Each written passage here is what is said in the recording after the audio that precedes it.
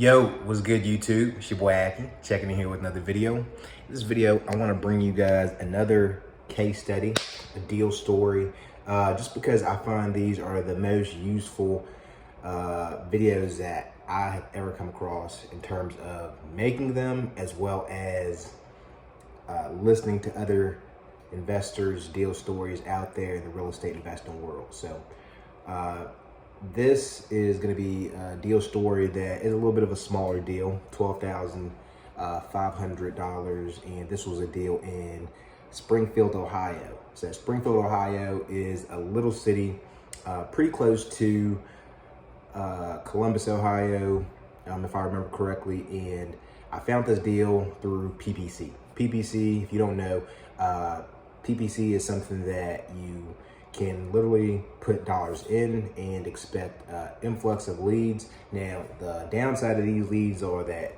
if you don't get to these leads pretty quickly, these leads get cold quick. These leads are super motivated, which is value add. But the bad thing is if you can't get a hold of these people within the next day or two, then you can pretty much say that lead is no good.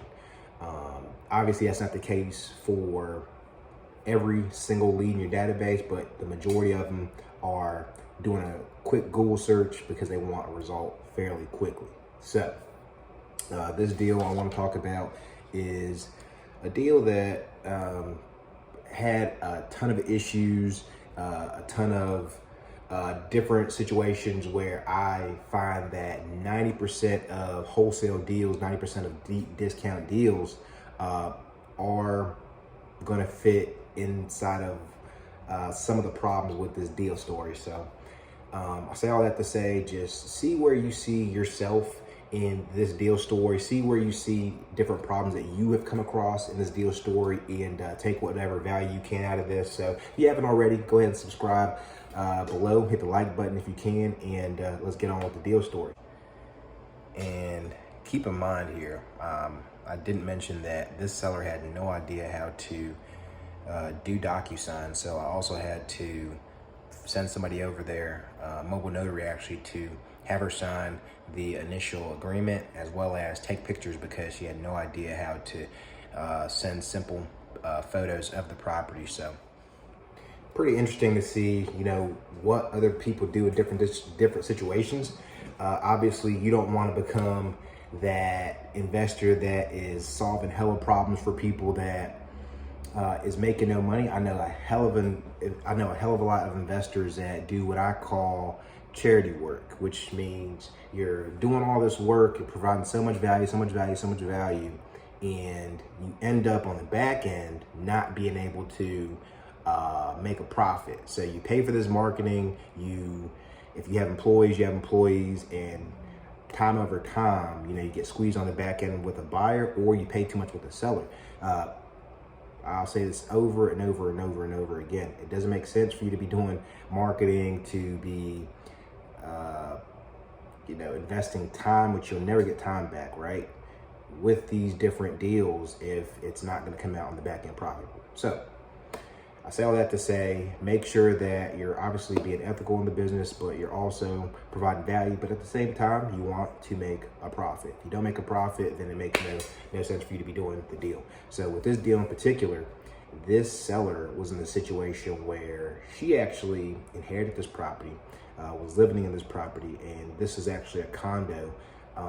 But she was at the age to where she wasn't able to keep up the place. Now, right here, I'm going to be showing you just the condition of the property, and you guys let me know what you what you think.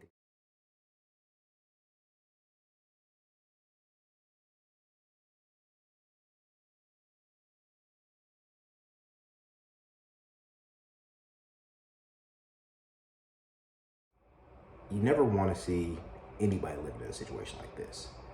She hadn't been upstairs in years, and that's obviously not an ideal, you know, situation. And I felt pretty bad about that, but she reached out and wanted to move forward, get something done fairly quickly, because basically living like that put her in a state to where she literally said, being in a place like this causes me to lose energy. She wasn't able to clean the place. And, personally, I don't know if you ever felt like this, but in your working space, whenever it's clean, you feel better. And so it was just filled with boxes. You can see clothes that she hadn't used in years, trash bags. The heating wasn't working, the plumbing wasn't working anymore, and just in space to where it was getting to where there was effects with different units around her. So overall, the property value was going down, and so she hadn't been answering the door for the maintenance people because there turned out to be a leak that was coming from upstairs because she wouldn't let anybody in. But she called me, and she was able to feel comfortable enough to where, anything to get this deal done, she was going to listen. So we ended up talking. I let her know, hey, I know you haven't let anybody in several years, but at this point, you're going to have to let somebody into the property so that we can see the property. I see the condition of the property, but we need to know how bad it is and what exactly we're getting into. So turns out the end buyer that I actually ended up finding owned about, I want to say 60 to 70% of the units in this whole condo association. He ended up being on the board, and she previously had denied him. Well, she didn't know him physically because she never opened up the door, but she didn't know that he was the end guy that we were working with. And so the way we had to frame it, the way we had to position it was that he was just somebody that is a part of our team locally that we met, which is fair game, which is true, and that we were going to be working with him. He was pretty much going to be our eyes and ears on the ground on this one. So he ended up going to the property, and he knew what the end goal for his portion of the deal was going to be, and it was going to be to obviously renovate it, get it back up to code, and more than likely rent it out, which is what he does with most of the units over there. So that was straight. We got him into the property. He even went as far as to assist her with getting to sign the closing documents. So the buyer ended up being amazing.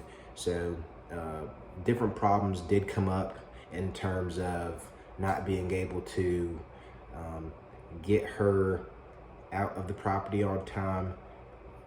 Different problems happened in terms of her not being able to get to closing, but all that ended up working out because we ended up having a buyer that was able to encompass all of that.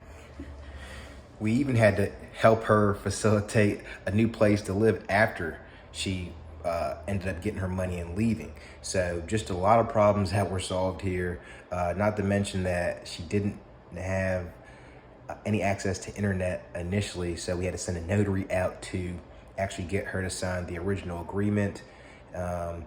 And the transition from her getting from her house to closing to her new living space, all that was facilitated by myself and the partner on the ground. So just a lot of different things, a lot of different moving parts to move this one across the finish line. So, it's real easy on a deal like that to, number one, get lost out on the deal because you are, 2-3 states away. It's really easy to feel bad for the seller because her situation was horrific. Obviously, if you're a 70-year-old lady or you have a family member that's in that state, she had no family, mind you, which is why she's living by herself. You don't want to see anybody living like that. But at the end of the day, I've seen it time and time again, and I've even actually been burned like this to where I'm caught with a deal like that and I'm not able to profit. And obviously it's okay, 1 out of 10 deals, 1 out of 20 deals, you're doing that. But I've seen dudes last year in the pandemic, you're stuck with that kind of deal, and what the stipulations are up front. If you're not able to tell the seller, you know, exactly what you're able to do and what you're able to do and what you're not able to do, you could get caught in a situation to where you're not able to be profitable on those kind of deals. The way I was able to make that happen was because basically the repairs that she ended up saying that it needed, of course, people that are living like that really can't see past their own 3 feet around them. So basically, she thought, you know, the plumbing wasn't an issue, where it was leaking into the unit below. She didn't think that the trash bags around the space heaters wasn't a big deal, which is actually a fire hazard.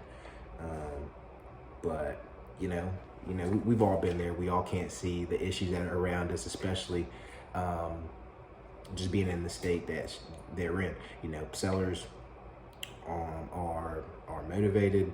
They're in situations where they need help from somebody. You know, investors like ourselves are those bridges to make those deals get actually put back on the market, and we help provide so much value for that end of it, and just pretty much put deals on a plate for buyers. And you know, you deserve to get paid. So yeah, man, pretty cool deal. Just wanted to make that you know, little case study real quick. Don't ever get caught, you know, with a deal like this though, where you end up finding yourself not paying yourself, because the buyers could try to circumvent you. He owned the whole. He owned 60% of the units in the place. It would have been really easy for her to stop answering my phone calls, for her to just go straight with him and work with him. But the issue is that, you know, the way that they were approaching her initially was, hey, you know, you have water leaking into this bottom unit, what the hell? But they didn't know that, you know, she had felt so like the people around there were kind of just in her business in a sense, and didn't rub her the right way, and they'd been doing that to her for years. So that's pretty much how she felt with them, and the reason why she had been answering the door is because, you know, typically nobody likes being told what to do, right? So she had this little rabbit spirit about her, and she wasn't listening to anybody, even if that meant living the way she lived. So yeah, real short one today. Hope you guys are doing well. If you guys have got any questions about this one, please hit me up in the comment box below, and we'll talk to you in the next one. All right, peace.